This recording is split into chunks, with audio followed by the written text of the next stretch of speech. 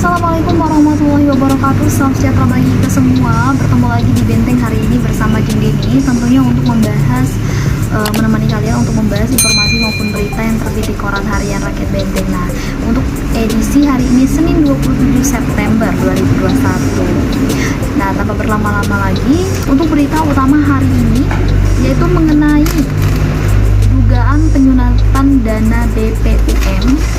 Nah, 4 perangkat desa ditetapkan tersangka.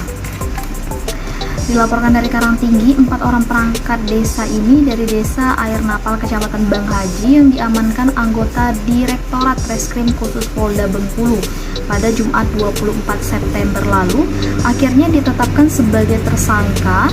Keempat perangkat desa terjaring operasi tangkap tangan atau yang biasa kita kenal dengan OTT, yakni Sekretaris Desa LS 42 tahun, Kasih Pemerintahan SM 40 tahun, dan 2 orang kadun atau kepala dusun AM 37 tahun dan LH 35 tahun. Mereka diduga terlibat kasus dugaan pemotongan dana bantuan produktif usaha mikro atau BPUM. Selain tersangka, polisi juga mengamankan barang bukti uang senilai 10,5 juta rupiah. Akibat perbuatannya, keempat perangkat desa terancam penjara maksimal 20 tahun. Kapolda Bengkulu Irjen Pol Dr. Andes Guntur Setianto MSI melalui Direskrimsus Kombes Pol Aris Andi SIK MSI mengatakan keempatnya diduga melanggar pasal 12 huruf E Undang-Undang Nomor 20 Tahun 2001 tentang perubahan Undang-Undang Nomor 32 Tahun 1999 tentang pemberantasan tindak pidana korupsi JO pasal 55 ayat 1 ke 1 KUHP. Dijelaskan Areas di Desa Air Napal, Kecamatan Bang Haji mendapatkan dana BPUM untuk 91 orang, yaitu pelaku usaha dengan nominal yang diterima masing-masing 2,4 juta rupiah untuk 2 tahap.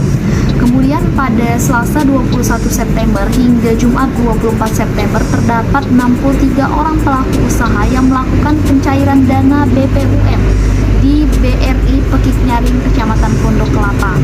Namun dalam pelaksanaannya, oknum Kasih Pemerintahan dan 2 orang kadun melakukan pemotongan uang yang diterima oleh warga dengan nilai nominalnya ini sebesar Rp300.000 hingga Rp350.000. Nah, uang yang diterima selanjutnya diserahkan ke oknum sekretaris. Pada saat melakukan pemotongan, anggota melakukan penangkapan dan membawa keempatnya untuk diinterogasi. Ares menuturkan pihaknya masih melakukan pengembangan atas kasus tersebut, dikhawatirkan adanya keterlibatan pihak lainnya. Nah, adapun modus tersangka kepada korban berupa dugaan mengancam tidak akan mendapatkan bantuan selanjutnya jika tidak memberikan uang tersebut. Dan untuk berita selanjutnya yaitu mengenai nilai terendah 4 bakal calon kepala desa gugur, di mana sebanyak 4 bakal calon kepala desa dari 4 desa berbeda harus berlapang dada lantaran dirinya dinyatakan gugur pada tes tertulis seleksi bakal calon pemilihan kepala desa kemarin. Nah, keempatnya mendapatkan nilai terendah. Kepala Dinas Pemberdayaan Masyarakat Desa Kabupaten Bengkulu Tengah, Dr. Andes Tommy Marisi MSI mengatakan tes tertulis diikuti sebanyak 24 bakal calon kepala desa dari 4 desa, yakni Desa Bajak 1 Kecamatan Taba Penanjung, Desa Ulak Lebar Kecamatan Merigi Kelindang, Desa Talang Tengah 2 Kecamatan Pondok Kubang, serta Desa Pasar Pedati Kecamatan Pondok Kelapa. Nah, tes tertulis berlangsung di Universitas Hazairin atau Unihas di Kota Bengkulu. Peserta diberikan 80 soal pilihan ganda yang dijawab dalam tempo waktu 120 menit. Tommy menuturkan materi soal dibuat dan dikoreksi langsung oleh Unihas. Materi soal diantaranya berkaitan dengan urusan pemerintahan, Pancasila dan undang-undang, sosial dan agama, serta pengetahuan umum.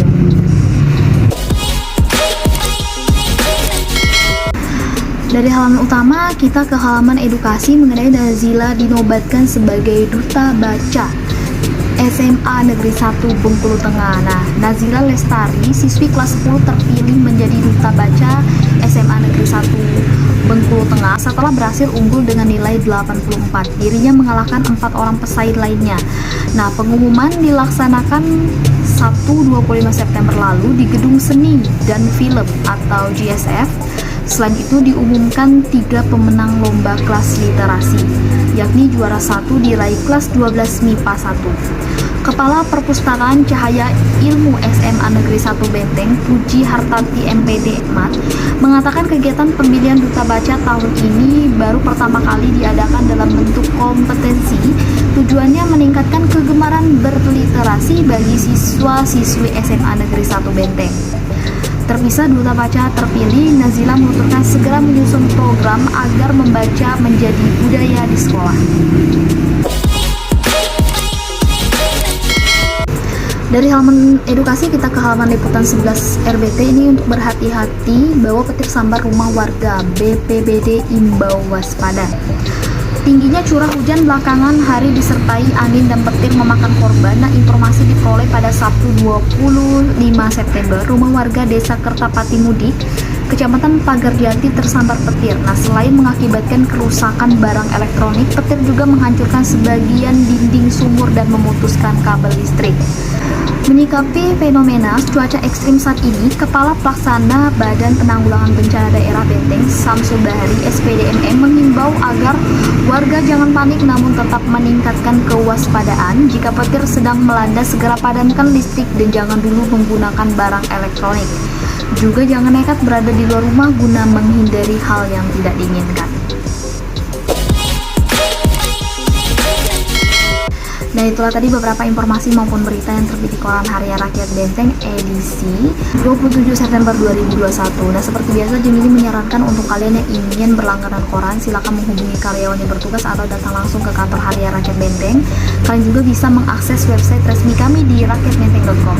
Jangan lupa juga untuk yang belum follow media sosial kami dari Facebook, Twitter maupun Instagram, silakan follow dulu. Dan untuk mendukung kanal YouTube kami, jangan lupa untuk di like, share ke semua media sosial yang kalian punya dan aktifkan notifikasinya agar setiap video yang kami upload kalian orang pertama yang dan jangan lupa subscribe, silakan subscribe dulu. Sejadinya dan bertugas mengucapkan terima kasih dan wassalamualaikum warahmatullahi wabarakatuh. Baca korannya, tonton channelnya RBT milik kita bersama.